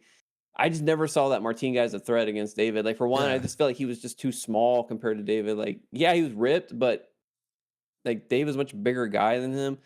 And it's just like even with all the exertion, like, he just seemed like he was still kicking his ass. Like, I don't know. That was the only thing I thought about it.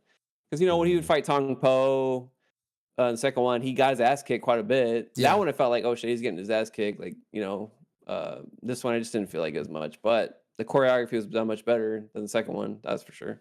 Yeah, I'll agree with you, Yeah. Bryce. Like as far as like the weight of the fight and how whether or not David was on the brink of like losing the fight, I really didn't see that at all. Like, because I mean, he's superhuman his way through all these like little obstacles put in front of him and stuff. And since he's like the best fighter in the world according to this film, this Eric Martin guy like didn't seem like much of a threat. Just more of a bark. He like had a big bark, but like no real substance behind it. Yeah. I mean, really being able to up the stakes in any of these things, knowing what kind of movie this is pretty fucking impossible. Yeah. Because firstly, the way this is written, it's like, no, you know how this is gonna end. Like, there's no way. Wait till 4, man. I can't wait to see C4, Roland. I really can't wait to see C4, man. Me either, man. I'm looking forward to it. I did want to mention one last really stupid thing. Go ahead. And you probably remember this now when I bring it up, Ray, but like when Cody picks up a gun, anytime he holds it, like he does this thing where like I forget how tall is he? He's like 6'2", 6'2", 6'3"? yeah, something like that. Yeah. Yeah, I probably He's remember a that. small guy, right? He's got a fucking long giraffe neck. And so when he holds the gun, he does this. Like he sticks his head forward. He like arches his back. So like this is how he walks around, dude. Like every time in the fucking scene. Yeah. Like he's trying to look serious, but his fucking head goes down like half a foot and forward. And like it's the weirdest fucking thing because like his head goes so low that like it's almost level with his shoulders or some shit. Like his shoulders shoot up past his fucking ears and shit. It's just it looks so weird. Well, it just goes to show you like how little training they got to use these guns in this film because his fierce like it doesn't make any sense for them to be using these guns in this type of movie, but also like the fact that these two characters who we haven't seen at all up until this point act or even suggest that they know how to use guns in this film in any of these Winston scenarios. would have made more sense. Winston, right? Yes, Winston. Yeah, exactly. Winston would have come like movie. Perfect. Yeah, Winston return would have been awesome in this movie. Yeah, that would have. And he seems like a guy who would. He seems like a guy who would frequent. Then it really would have been Lethal Weapon.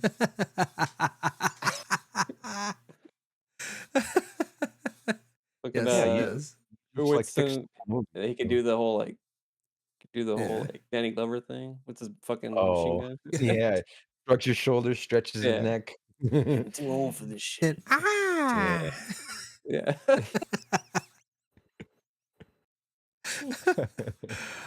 Okay, so continuing on towards the end of this film, obviously David wins. Frank Lane loses, and Frank tries to escape with Isabel. Xian intercepts them. Basically gets Isabella away from Frank Lane, and Pete, Frank's right-hand guy, basically convinces Frank like we don't need her. We have plenty of women to continue on with this business, and so they leave and escape. And then David and Xian, along with the money that they've received from the fight, decide to give it to Marcos and Isabella, and also apparently can fund all the children in Brazil because apparently it costs like a couple dollars to do this. To fund them going to private school, and I guess like they would also like stay at these particular schools. That way they can get them off the streets and whatnot. But the movie could have ended there. It does not. They basically find out that like Frank has like a whole slew of girls, and they're basically going to try and free them as well.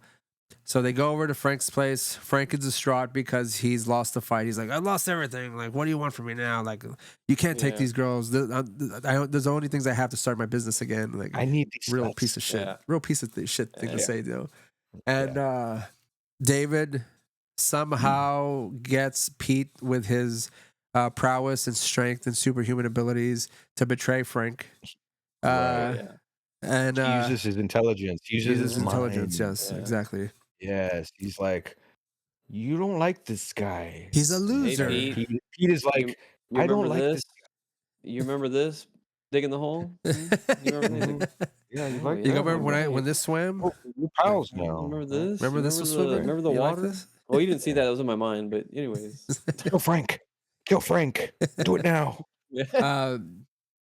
I believe Cody is able to like find that closet because apparently he's like they're right on the next room over. They free up all the girls and stuff like that. Well, they free up all the girls, and there's one point before we continue to the actual end of this film. There was one thing that was on the wall that Roland had brought up was a bust of like an ass, like the back and ass of a person. It's like the back Just of a above woman, but it's Frank. like the ass cheeks and her back and her shoulders. Yeah, there's like a bust just above Frank on above the couch, and like it's just like some Right ass behind his just, head just right on the behind his wall, head. Like, dude. it's just a weird thing to point out. It's A weird thing to yeah, have I on the was like, wall too. Are those ass cheeks? Yeah. Like, what do you mean, like a bust? Like, is it like an actual It's statue, or is it like someone got frozen in carbonite, like backwards or some shit? Kind of it like is that. it is in a bit way. more of Yeah. a sculpture. A bit Oh, more of a okay. sculpture movie. I Yeah. was like, But like again, you only see it's the back of the woman's like her shoulder, her back like profile, And then and Yeah. then ass. oh, like that's weird. I didn't notice that. I gotta fucking. I didn't. I you didn't just see it in until the back, like yeah. the last second of the scene. Like the scene ends, and in my head, I was Well, I watching mean, with Ray, and I'm like, why do I see ass in my brain? What the fuck is this? well, you And would then like expect we a went guy back. like that to have shit like that up on the wall. I mean, it just makes sense. Like, 'cause, you know, like we gotta have all the Subtle. nude art because he's a scumbag. You know what I mean? So it's like makes sense, I guess. Yeah, I guess, but it was just I've never. I mean, you've seen nude art, you've seen nude sculptures, but again, Yeah. the back Just the profile, ass. Yeah. ass All cheek, right. like it was weird. Interesting. So as David frees all these girls, he beats Frank down, and he then tries to kill David. And Marcos comes out of nowhere with that knife he's been carrying around the whole time and stabs Oh yeah, Frank. that's right. And there's one thing I find it funny, like whenever Frank is dying, he falls to his knees and he goes, "How could this have happened?" And then he just fucking dies. I think it's just a weird thing to say. But yeah, so they sorry, did the continue. foreshadowing for this earlier in the movie funny.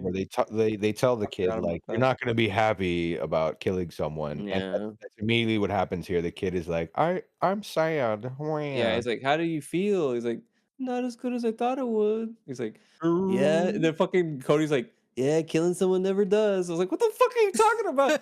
You just been Yeah. have you been killing people this whole time?" Like now I don't know what the fuck. Right. Maybe that's why he went to Brazil. He's trying to get away from all the murder he was doing in the fucking States, dude. I don't know, man. It's like that's a weird thing for him to say, like killing someone never does. I'm like, what the fuck does that mean, dude? Frank and Xian are vigilantes in the states Yeah, now, like so they're fucking serial escaping. killers or some They shit. go to They've the been one place escaping. where they would be safe in fucking Brazil. They would be where cheered where on by it's by possibly even society, worse. like yeah. Well, Well, let's I don't know about like. well, let's they- just continue on because I mean they have killed all these people and Marcos kills Frank, and then we cut to the last scene of this film is them the cop, the sergeant, cleaning up the knife. Yeah. It's like no weapon, no murder case or weapon. something. Like, it's He's fucking, awesome. he The just fucking- throws the knife that into the sergeant. jungle and stuff. He's so cool. I was like, yeah, like what? yeah. It's a real subtle, like just quick, like, and I fucking love it. He's just there, like, no knife, no evidence. Whoop. Well, hold on. I was gonna ask you something. Wasn't there a part in the before all that happens where they were trying to get the kids an orphanage and they find out that the orphanage is also like corrupt or something? No, I could I'm have not sworn. sure about that, that's man. when they're know. trying to do the I think the only thing I remember is them going into they sent him to private school, and that's it. Mhm. Like I don't remember them going into an orphanage or anything. Not orphan. I'm sorry. Yeah, the private school. But doesn't the kid say something to him like, "Oh yeah, like." No, I don't know. It's so funny too because he's the kid's kind of reluctant to do it because he thinks that like they're not good people either. But David's like, no, it's a good school. They'll treat you well and stuff. oh okay. He's maybe I like, they will because misunderstood. I paid them lots of money, Yeah. so they're Yeah. gonna treat you really Yeah. nice. Also, too, it's like I love how he has to explain to him, like, we can't take care of you, and we don't want to. Not even say that, but like, might as well like. He's like, we just can't. We can't do it. We gotta get like, we have to get like a passport and do all that. I just don't got time for that, man. I gotta kick more ass. Yeah. Stay in school, kids. Yeah, stay in school, kids. Sorry we took your knife that you used to survive these mean streets, but you'll be all right. You go, well, you killed Right, someone with it, yeah. so you can't actually keep it around, or they'll arrest you. Exactly. Yeah, Yeah. that's true. Just be Sorry, aware that kid. I saved your life and kept you out of Brazilian prisons. So. Mm, You know, there are consequences for killing someone, kid. Sorry, Switchblade. Gotta go. yeah. But that's where the movie ends. Least of his problems. That's where the movie ends. Overall thoughts, guys, of Kickboxer 3. What do you think? Bryce, I want you I to liked it better than 2. Yes. I liked it better than 2. I liked it I better liked it than better 2. than Obviously, 2. again, I mean, it's never gonna be 1. I mean, after 1, I mean, I think the thing you're looking for is this, Bryce. After one, they all well, do no, this. well, not if you're talking about in ridiculousness, then it's Well, yeah, that really going up. what's The Yeah, but quality of the movies. that's not what it's meant to be, though. I get you, That's but us enjoying it. oh because it's yeah, fucking that's a silly. good point. Yeah.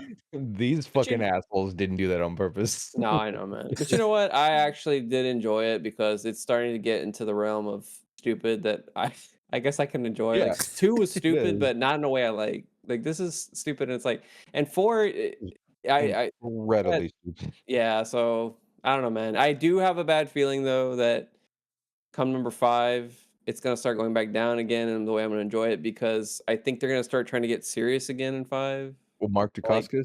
yeah. yeah, or I don't know, man. I got a bad feeling that they're gonna try to make it like serious. You Like, go, I had a bad feeling they're gonna retain the Kickboxer franchise. I have a bad feeling they're gonna try and make a real movie. And Yeah. it's gonna really fuck Yeah, me. that's what I Well, mean. I Like, mean, they got a real actor, so Yeah. Yeah, that's true. I Yeah. don't know, dude. maybe. but I Let's make. I won't say another thoroughly enjoyed Kickboxer 3, but I did like it quite a bit actually. Yeah.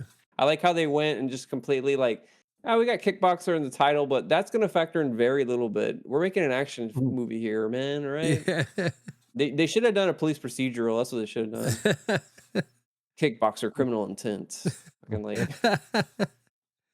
well, considering the subject matter that they take on in this film, this could be SVU. Kickboxer SVU. oh, okay, yeah, Kickboxer SVU. Yeah, they're committing heinous crimes. All right, so that pretty much fits.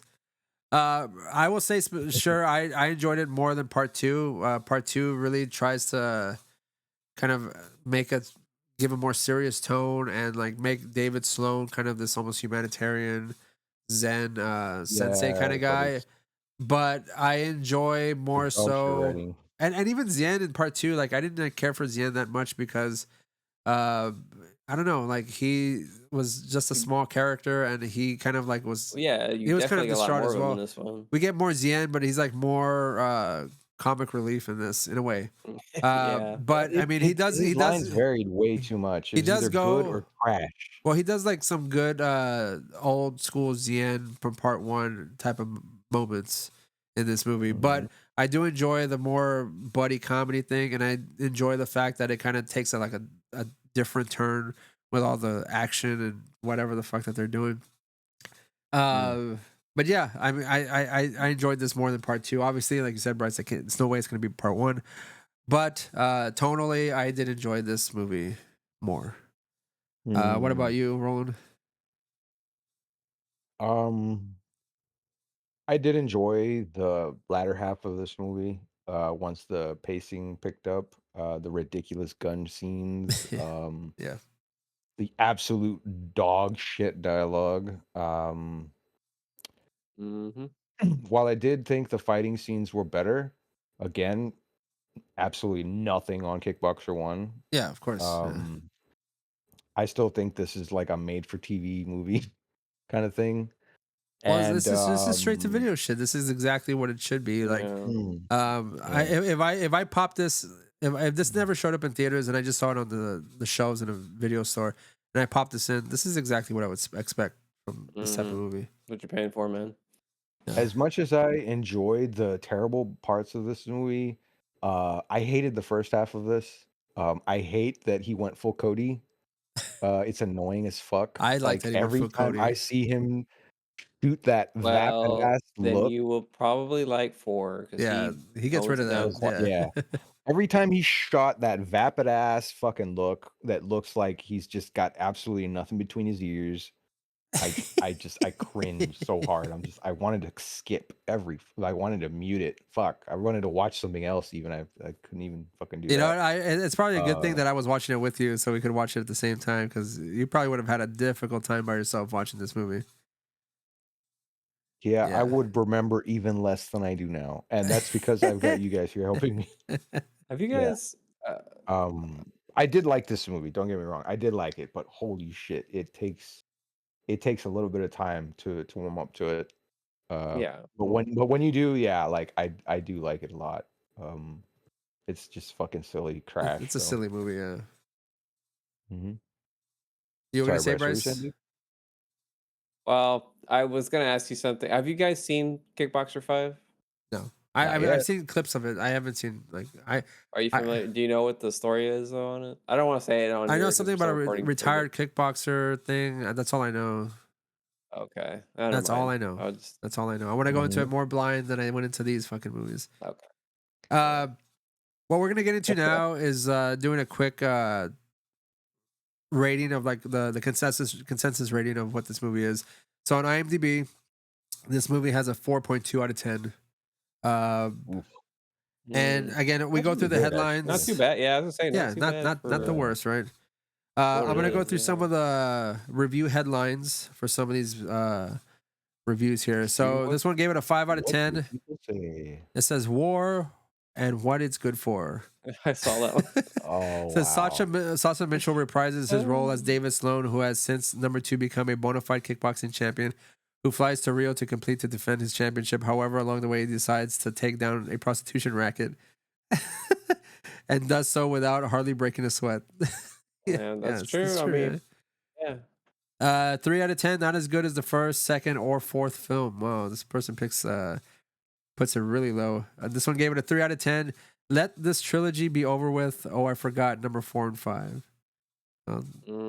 This one gave it a 1 out of 10. Trades martial arts violence for mindless gore. Well, I don't know about gore. I didn't really see much gore in this film, other than the bullet holes. 1 out of 10 says Sasha Mitchell returns as David Sloane. And this time he's in Rio fighting a bunch of thugs who run a white slavery ring. When Mitchell's friend is kidnapped, he's forced to fight. Someone 1 out of 10 put step by step, day by day, la la la la la, different kind of way. Basically lyrics from the fucking show. 3 out of 10 average martial arts thriller. 5 out of 10 Cracker Jack in Rio. 7 out of 10 no guts, no glory. Let me see.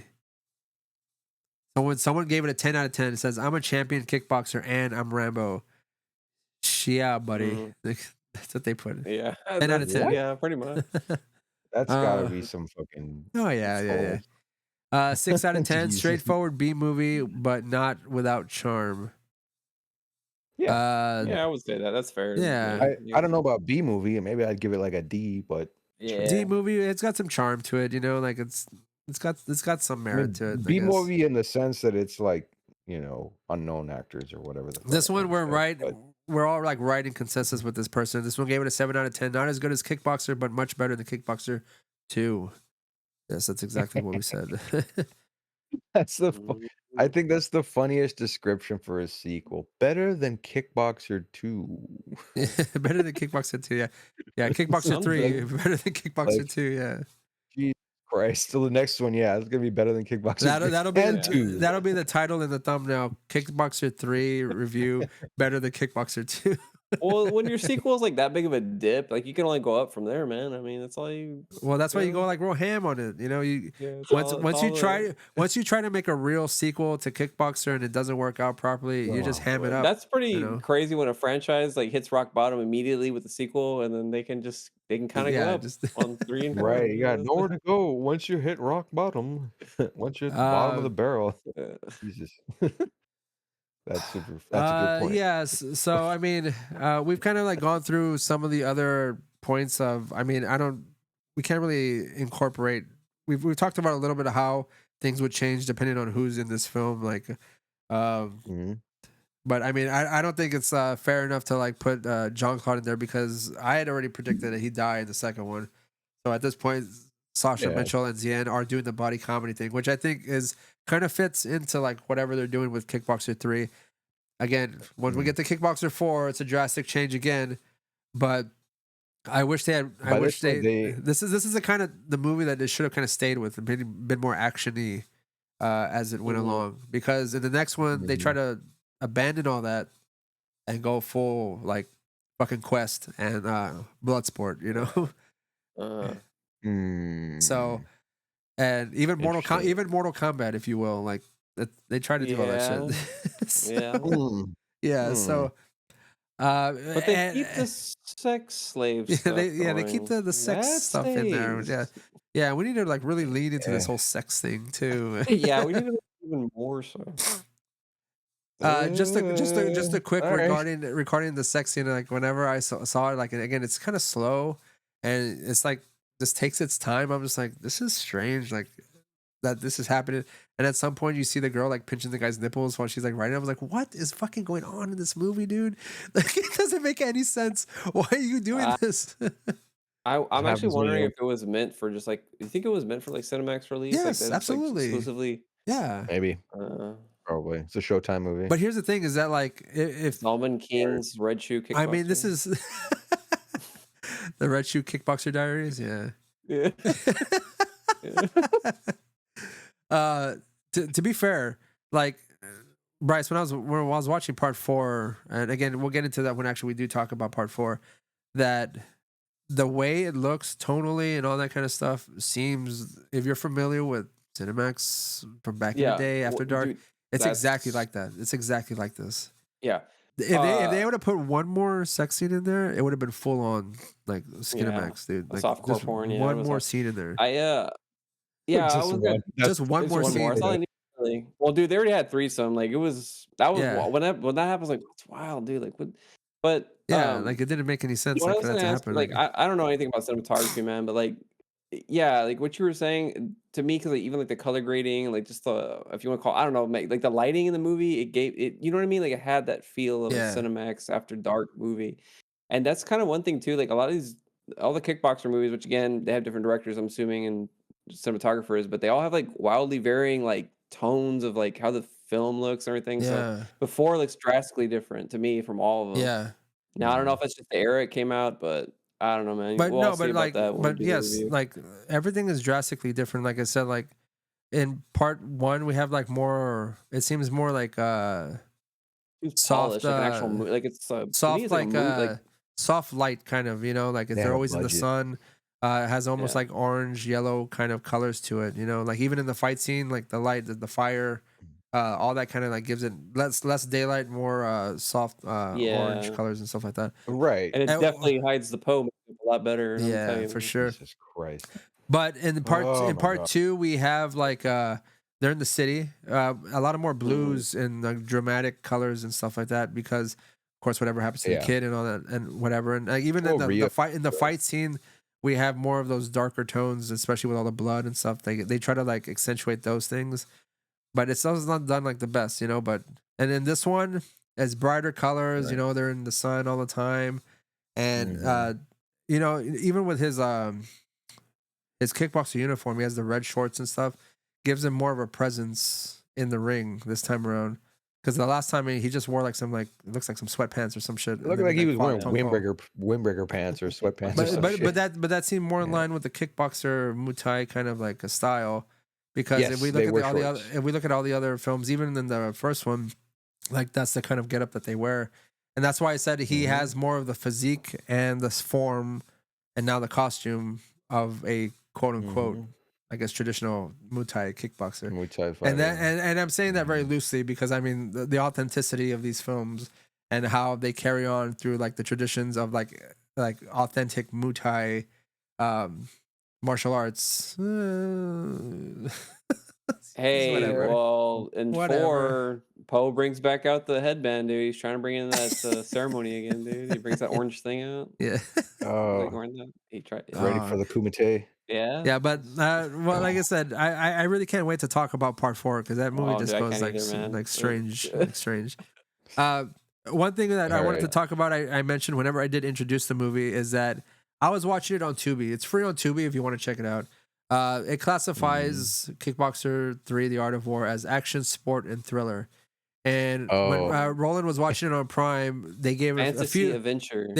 They gave it a few more genre Yeah. Yeah. genre characterizations. So it was Listen to this, action, Bryce. sport, bold, and cerebral. Like Reroll. now, Wow. when I Yeah, introduced dude. when I introduced the movie, Well, maybe I was movie, joking, maybe, right? I don't know. Like maybe. No, Yeah. this is on Prime. Oh, They oh. put- That's on They wrote Prime, that on yeah. Prime, They wrote dude. that on Prime, That's Wow. what. and that's why Like, Ray and I were watching it. I introduced the movie like that because I thought that was kind of funny. But I wanted to clarify that Oh. it's not something I made up. That was description given in So Prime. this is the kind of movie a billionaire finds cerebral. I see. Bezos was like, label this cerebral immediately. It really makes you think Yeah. about kickboxing yeah. Yeah. and guns. Yeah. I don't know. guns. I don't know. But like I said, it was tell you. watching these films has been enjoyable. I'm glad I finally got to see part 3. I'm glad I got to see part 2. Like it's been a year since I've kind of just like known about these movies, and I'm finally sitting down to actually check them out, and we get to talk about them and how ridiculous I'm enjoying them so far, man. they're turning out. You know, Yeah, I'm enjoying them. it's They're funny. pretty Like ridiculous. Sasha Mitchell, like I said, got confused in what set he was on because I think that this time he was, mind you, he was Cody Lambert for 5 seasons in Step by Step, Yeah. and I think this is kind of in the middle of that run. So I guess from him probably filming Step by Step during the day and probably going to Brazil the next day when he's not on a set, Step by Step, goes over there, carries over that fucking Cody Lambert voice because it's like hard on this movie. Like he's literally Cody Lambert as David Sloane. Yeah. Yeah. Well, I'm gonna miss the bastard. I'll be honest with you. I'm gonna miss him in these movies because I know he's not gonna be in. After 4, I don't think he's in it anymore. No, I'll be honest. With you, I'm gonna miss him. No. I'm gonna miss He's him. in 2, 3, and 4. Yeah. No. I want to know what Mark Dacascos does. That's what I want Alright. to know. Yeah, 'cause That's Mark what Mark Dacascos did classic Only the Strong. He was the Crow in the TV series. He's Iron Chef. Yeah. Yeah. He was in Yeah. that Iron really Chef. great movie President. Brotherhood of the Wolf. If you've never seen that, but Oh yeah, that's right. I forgot about It's been a Mark long time since I've seen Mark that one. Dacascos has more credit as an actor that I'm waiting to see. But I mean, who knows? They could have put him in a fucking shit story, and he's trying to save it as much as he can and can't do much for it. But I don't know. I've never seen part 5, so I wait have that as well. seen some wonderful Mark Dacascos trash on the Sci-Fi Channel, so this doesn't bother me. But he's great. I like Mark Dacascos, so that won't be a he seems- surprise to see him on screen. Mhm. But yeah, so that'll be the end of this episode. You guys got anything else to say about Kickboxer 3 before we sign off? I think it's going to go down in history. The most oft said thing about Kickboxer 3 is that it was better than Kickboxer 2. That's right. It would have been very hard not to be. It's crazy I that mean- that a franchise can really pick up after the 3rd film. That's kind of hard to do sometimes. Yeah, no shit. it's really difficult. Yeah. But they Yeah, did it. man. They succeeded. Yeah. It really picks up after the fucking love that. It really picks up after the 3rd film. Oh man. All right, so that'll be it for us. Be sure to like and subscribe if you're watching on YouTube. If you happen to be listening on any of the platforms, please rate and review us. That would be awesome. And if you want to support us in any other way, you can go to our Patreon to we have some exclusive content on there as well. Some reactions that Roland and I did I think like at this point, like a couple months ago. Stuff that is exclusive only to Patreon. Particular movies that I don't feel comfortable even putting out on YouTube. So And I mean, it'd be great if anybody just wanted to throw us a couple dollar dues. yeah, you that'll know? be fun. Even if, Also, appreciated. we do have a merch store in at Teespring Much or more spring.com. All the links would be in the description below. But hey, if you could just push subscribe and watch our videos, that'd be great. That'd be enough. Play it in the Yeah, give us a background. thumbs up. You That'd be can hear our fucking awesome. voices like telling you about these ridiculous movies and stuff. Last one we did was obviously in this particular run of podcasts that we're doing, you should be hearing a Seinfeld episode as well, and then you'll see these Kickboxer films, and who knows what happens after Kickboxer 3. We have Kickboxer 4, we have Kickboxer 5, we have Kickboxer 6, the reboots, and then we have Kickboxer 7, and there's a new one coming out this year. Hopefully we kind of time it just right to like get that last one in to do this next one. The Kickpocalypse. The Kickpocalypse. Kick again. There you go. Kickboxer. Kurt Sloane kicks again. Yeah. I was trying to think something like the Kick Rapture or some shit. Kick Day. All right. We'll see you next time. And yep. Thank you for watching.